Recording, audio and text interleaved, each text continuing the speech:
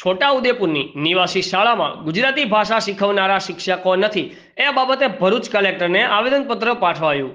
ગુજરાત સરકાર દ્વારા ચાલતી આદિજાતિ વિકાસ વિભાગની છોટાઉદેપુરની શાળા 6 થી 8 અને 9 થી 12 શાળા ચાલે છે, જેમાં પછાત વિસ્તારના ગરીબ આદિવાસી બાળકો અભ્યાસ કરે છે, પરંતુ આ શાળામાં અંગ્રેજી માધ્યમ અને ગુજરાતી માધ્યમ ચલાવવામાં આવે છે। આ ગરીબ અને પછાત વિસ્તારમાં શાળાઓ ચાલુ કરી બાળકોને સારું શિક્ષણ મળી રહે એ હેતુથી શરૂ કરેલી શાળાઓમાં બાળકોને ગુજરાતી વિષય શીખવી શકે એવા શિક્ષકની ભરતી જ કરેલી નથી। આ શાળામાં મોટા ભાગે હિન્દી ભાષી કર્મચારીની ભરતી કરાઈ છે। જો હિન્દી ભાષી હોય તો ગુજરાતી કેટલું આવડતું હશે અને ગુજરાતી કેટલું શીખવી શકે અને કયા હેતુ સરકાર સિદ્ધ કરી રહી છે બાળકોના શિક્ષણ માટે તે વિષયના શિક્ષક જ નથી।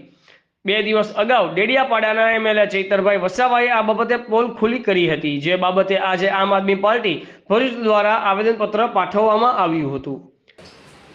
તો આજે ભૌગોલિક પરિસ્થિતિથી અજાણકાર આપણા શિક્ષકો જેમને ગુજરાતી આવડતું નથી, ભૂલી શકતા નથી, સમજી શકતા,